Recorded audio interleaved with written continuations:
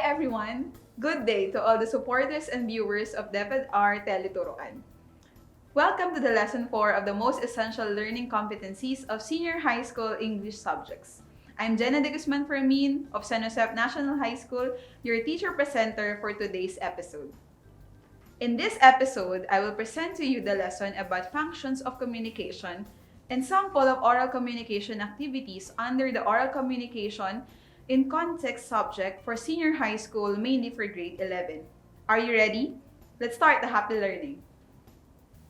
Before we go to the main discussion, I have here a simple activity and I hope everyone will participate actively. Here's how it works. I'm going to give a series of instructions and I want you to follow them as fast as you can. Ready? Here it goes. 1. Put your hand to your nose. Clap your hand. Stand up. Touch your shoulder. Sit down. Stomp your feet. Cross your arms. And last one, ready? Put your hand to your mouth. Congratulations to those who had touched their mouth instead of copying me touching my nose. I just want to remind you how powerful your words are. It can make people follow whatever you say, and that is only just one of the beauties of oral communication. And we will be learning more of it as we discuss the functions of communication today. I hope you're ready. Let's start. Basically, there are 5 functions of communication. These are control, social interaction, motivation, emotional expression, and information dissemination. However, in this episode, we will be focusing on the functions of communication, mainly using oral communication. But before that, let us start by discussing first what is an oral communication. Basically, it is a process of expressing messages by word of mouth. It is verbally transmitting information and ideas from one individual or group of individuals to another. As we convey ideas, we are having different intentions in mind. That is why communication had founded different functions based on its use, as I have said a while ago. Let us start by discussing the first function of communication, which is control. Control is a function of communication to direct the receivers to do a certain behavior, just like what we did a while ago in our activity. Just by communicating with one another, I was able to somehow manage to make you do some actions by giving series of commands. Other example of it is when, let's say, your mother tells you to wash the dishes and you will do what you have been told after having the conversation. This is the same when your teacher gives you rules in class and you eventually follow through because you have fully understood the message. Let us now go to the second function, which is social interaction. It is a communication which allows individuals to interact with others. It is a communication which lets you share ideas and information to people around you.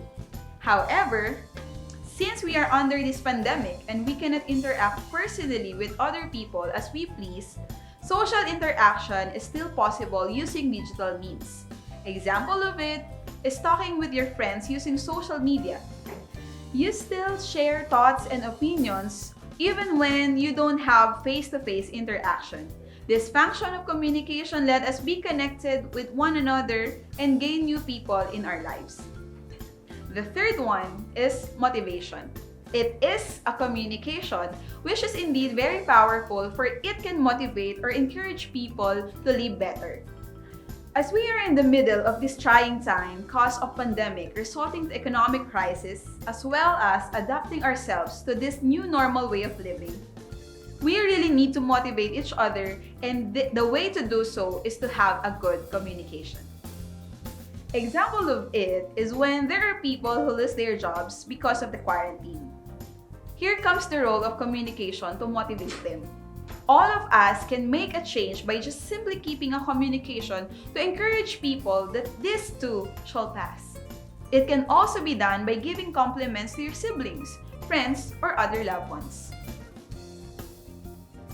Next is number 4, emotional expression.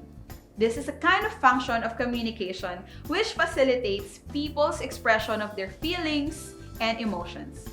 I think this is very important because most of the time, an emotion that is not clearly expressed is being turned into a source of misunderstanding to a lot of people.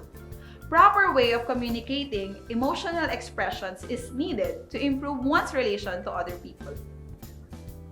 Example of this is a simple sorry.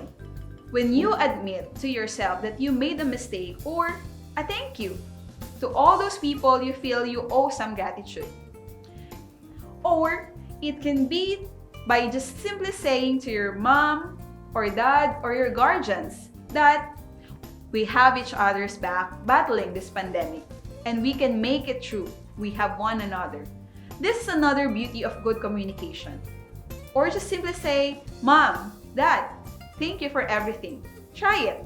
I'm telling you, it is very worth it. Let's move now to the last function of communication to be discussed is number 5, information dissemination. In here, the communication functions to convey information to other people, which I think is very important nowadays. Example of it is sharing information through social media. It is a way of communication with the intention of helping other people to be informed of appropriate information from proper authority. For an instance, the people from Department of Health who are always giving press briefing on the updates of what is the current issues or situation of COVID-19 in our society or in our country, as well as what are the ways to keep oneself during this pandemic. And those are the functions of communication. For more discussions, please stay tuned.